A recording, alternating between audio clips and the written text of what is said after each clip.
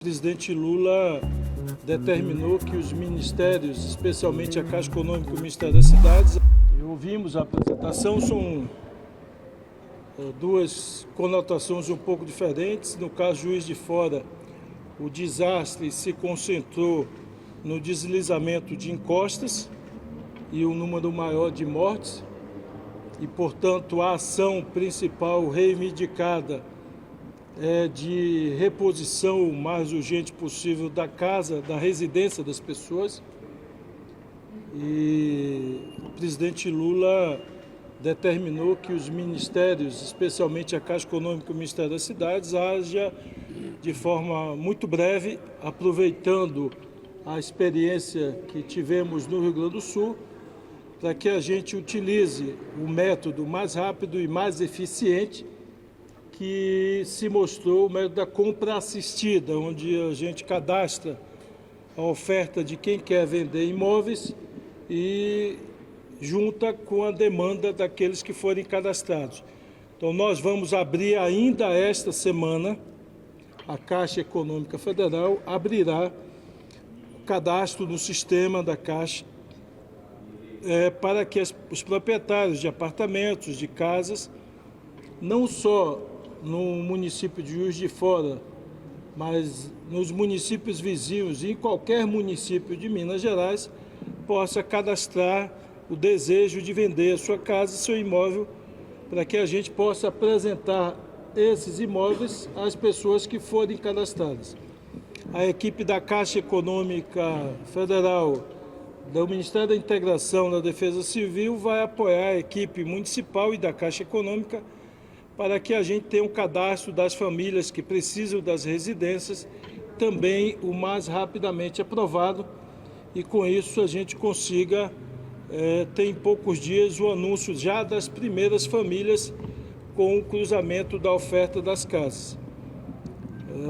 No caso de Ubá, o maior problema e a maior demanda apresentada, o maior impacto é em função do alagamento, do transbordamento do rio e o impacto no centro da cidade. E, portanto, o impacto se deu essencialmente na área comercial, na área empresarial, na área industrial. Esse é o grosso, vamos dizer assim, do impacto na área de Ubá. É evidente que os levantamentos ainda estão sendo feitos, inclusive na zona rural das duas cidades, e demandas ainda não quantificadas poderão aparecer fruto do passar dos dias, mas eu diria que a caracterização ela já está definida, uma cidade de impacto maior nas residências em função do deslizamento, outro impacto maior do prejuízo causado pela enchente na atividade econômica do município, comércio e indústria. E nós vamos replicar, com a orientação do presidente Lula, o mesmo modelo de apoio, de assistência que nós fizemos para o Rio Grande do Sul. Isso no tocante às pessoas, no tocante às empresas e à atividade econômica, e no tocante também ao apoio aos municípios, que já está sendo feito o reconhecimento. Hoje mesmo, na apresentação do prefeito de Ubá, já tinha lá a aprovação de 38 milhões para as ações emergenciais de limpeza, de ação de recuperação. Então, isso seguirá o mesmo padrão, e também para assistência às famílias que perderam seus objetos, suas casas, assim como também nós publicaremos ainda essa semana as medidas legais para que a gente possa abrir linha de crédito de financiamento nas mesmas condições para os empresários das duas cidades que nós fizemos para o Rio Grande do Sul. Com isso, nós pretendemos fazer, aproveitando, evidente, a experiência do realizado, a ajuda em um menor tempo. Aqui está o Ministério da Saúde, esteve representado o Ministério da Educação, equipamentos, materiais, móveis e físicos serão repostos também para as unidades de educação e saúde que foram perdidos com a chuva, aqui em número muito menor, evidente, do que foi no Rio Grande do Sul, mas todo o material será reposto inclusive o que puder do Ministério da Saúde, o Adriano daqui pode nos ajudar. A reposição será feita fisicamente, inclusive, por exemplo, com medicamento, com os equipamentos, com os materiais que tem estoque ou registro de ata do Ministério, ao invés de transferir o recurso para eventual licitação, eventual leilão, eventual compra, a gente tendo o material em estoque ou o registro em ata de preço, que nós temos, como estamos fazendo ações do PAC, nós vamos sacar esse registro de ata e vamos fornecer diretamente já o equipamento perdido, o material perdido, o medicamento perdido, diretamente já ao município, para que ele não precise nem fazer o processo de aquisição desse material. Dito isso, eu queria abrir pergunta que pode ser dirigida a qualquer dos ministérios aqui presentes. O presidente Lula falou que Minas Gerais tinha 3,5 bilhões do PAC e não utilizou esse recurso. O governador Zema falou que era fake news e que o governo que tinha colocado obstáculos à obtenção desses recursos. Queria que você explicasse melhor essa situação. Olha, o presidente Lula se referiu aos valores destinados ao Estado de Minas Gerais, cujas propostas foram apresentadas pelos municípios de Minas Gerais, no valor de, totalizando aquilo que estava em andamento e que entrou no PAC como retomada e das aprovações novas, nesse montante de cerca de 3 bilhões e meio. Essas propostas foram apresentadas pelos municípios, porque, infelizmente, o governo do Estado não apresentou propostas para a prevenção de acidentes, seja em 2023, 2024 ou 2025. Na primeira seleção, ele apresentou duas propostas completamente fora do enquadramento, de valores muito baixos, mas que estavam completamente tecnicamente desenquadradas. E, portanto, o Estado de Minas Gerais não demonstrou interesse em apresentar sequer a proposta, ou seja, a situação é pior do que compreendida pelo governador e respondida pelo seu vídeo. Infelizmente, o Brasil virou isso, aqueles que fazem e aqueles que gravam vídeos. Os que gravam vídeos não fazem e contra os que estão fazendo e são acusados por aqueles que gravam vídeos. Mas eu quero reafirmar aqui, nós retomamos no Brasil do presidente Lula o que a última seleção que tinha sido feita para desastre no Brasil foi no governo de Dilma Rousseff, em 2013. Foi a última seleção aberta para que municípios e estados apresentassem propostas, seja para encostas, seja para macrodrenagem. Isso só voltou a acontecer agora com o presidente Lula, de abrir para os estados e municípios apresentarem propostas novamente e disponibilizado republicanamente recursos para macrodrenagem e para encostas, e que muitos estados estão executando pelos governos estaduais e, na grande maioria, os municípios estão executando essas propostas. Ministro, tem algum valor dessa linha de crédito? Nós vamos publicar essa semana as medidas, agora elas serão idênticas em critérios e valores aos referenciais utilizados no Rio Grande do Sul. Foram 3 linhas de crédito no Rio Grande do Sul no valor de 15 bi. Não, o montante ele guarda a relação com a quantidade de empresas envolvidas. Aqui é evidente, nós estamos falando de 2 municípios, um com quase nenhum ou nenhum praticamente impacto na área empresarial, que é o Juiz de Fora, que foi deslizamento de encosta, e, portanto, nós estamos falando de impacto relevante apenas em um município importante, mas com um número pequeno de empresas impactadas, o que, em montantes totais, ficará um valor muito distante do Rio Grande do Sul. Mas, em valor individual e em critérios, seguirá o mesmo roteiro, o mesmo critério, porque do Rio Grande do Sul levou em conta o tamanho da empresa, ou seja, você tinha um subsídio maior quando a empresa era menor, e um subsídio menor quando a empresa era maior. O mesmo parâmetro idêntico será utilizado para a linha de crédito de Minas Gerais.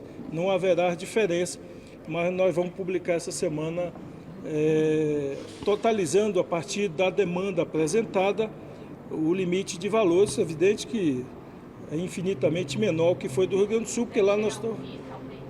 Não, será menor do que isso. É menor que isso. Mais alguém, gente? Vinícius, ontem o Ministério da Integração, desde o último jornal, reconheceu a situação de emergência no município de Porteirinha, norte de Minas, né, por causa do risco de rompimento da barragem de Lajes. Você poderia falar sobre isso? Quais ações estão sendo pensadas? Bem, a gente mantém, no Brasil inteiro e sobretudo em Minas, devido às fortes chuvas, o monitoramento permanente. E mesmo no domingo, uma vez alcançado pelo monitoramento, pelo município e por nós, o risco de rompimento da barragem, tanto a Prefeitura decretou a situação de emergência e nós reconhecemos sumariamente, na mesma hora, para poder colocar toda a força do governo federal a serviço também dessa Prefeitura, inclusive com dois alertas de Defesa Civil Alerta, um severo e um extremo, que fez com que todas as pessoas que estariam na zona de risco, caso houvesse um rompimento da barragem, fossem retiradas do local. Então, com isso, a gente evitando qualquer possibilidade de vidas serem ceifadas em razão de um rompimento. E mantemos o apoio total ao município no sentido de manter a proteção da barragem com a diminuição das chuvas, quiçá a recuperação por parte da companhia. Ministro, só uma pergunta, por gentileza. O acordo Mercosul-União Europeia deve ser votado essa semana no Congresso, e tem o decreto sobre salvaguarda da Casa Civil. Em que pé está isso? Deve ser publicado antes da votação no Senado, como estava sendo avaliado no governo? Não, a expectativa nossa é que seja votado e em seguida a gente possa publicar o decreto, porque eventualmente você pode ter que ajustar o decreto em função de eventuais mudanças que ocorram na votação. Mas não vejo nenhum sobressalto nisso. Acho que o Congresso está empenhado em aprovar, é importante para o país e a gente publica imediatamente o decreto. Ministro, aproveitando a presença do senhor aqui também, dois temas que fogem um pouco do assunto de Minas Gerais, sobretudo agora no final de semana que aconteceu no Irã. Queria saber se o governo está monitorando aos impactos hoje o dólar subiu. Queria entender como que o governo está monitorando isso, quais ações podem ser feitas e pensando a nível Congresso. Na semana passada teve uma confusão na CPMI do INSS entre oposicionistas e governistas com a quebra de vários sigilos, entre eles o de um dos filhos do presidente Lula. Houve também uma tentativa de falar com o presidente Alcolumbre para rever essa votação. Queria entender que pé está isso. Olha, sobre essa última coisa, a melhor pessoa para dar resposta seria um dos senadores, porque eles estão lá vivenciando isso, eles fizeram eventual recurso e a eles, deputados e senadores, podem fazer esta resposta em que situação está. Eu não saberia lhe dizer qual é a situação que está em relação ao recurso da votação.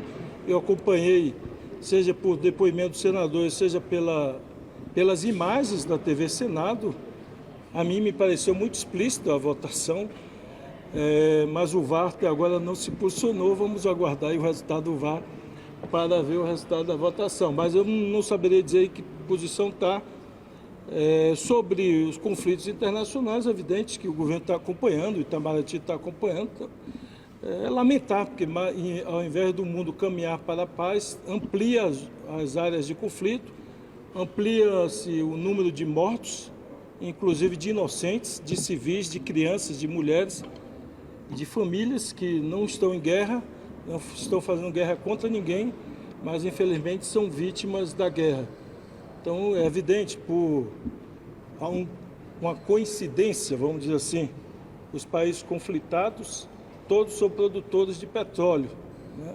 A Rússia é produtora de petróleo, a Venezuela aqui é produtora de petróleo, o Irã é produtor de petróleo, os países todos atingidos ali no Golfo são produtores de petróleo. É evidente que isso significará, como está significando, impacto no câmbio e impacto no preço internacional do petróleo. Isso parece evidente. Aqui, né, ministro? Isso preocupa? Não, a inflação não, que o Brasil é autossuficiente em petróleo. É evidente, se o dólar caiu de forma substantiva nos últimos meses, e não acho que haverá não irá fugir desse padrão de queda que ele se comportou até aqui. Mas é evidente que isso não é bom para a economia, não é bom para as pessoas, não é bom para ninguém. Guerra nunca é bom para ninguém, é para a economia. O senhor sabe se, não é bem da senhora, senhor, mas o senhor sabe se o presidente Lula vai manter a viagem para os Estados Unidos para encontrar o Trump nesse clima todo aí? Você já começou respondendo, não é bem a minha... Aí o Itamaraty que trata diretamente com o presidente, mas ainda como não tinha data marcada, ainda não tem data marcada para eventual viagem e, portanto, não se trata de manter, já que ainda não foi marcada, não pode-se falar nem de adiamento nem de manutenção, porque não havia data definida. Mas é evidente que o mundo passa por um momento que nós não gostaríamos de estar presenciando. E com o Columbo, tem a perspectiva dele encontrar o Columbo? Não tenho essa resposta. Obrigadão, boa noite.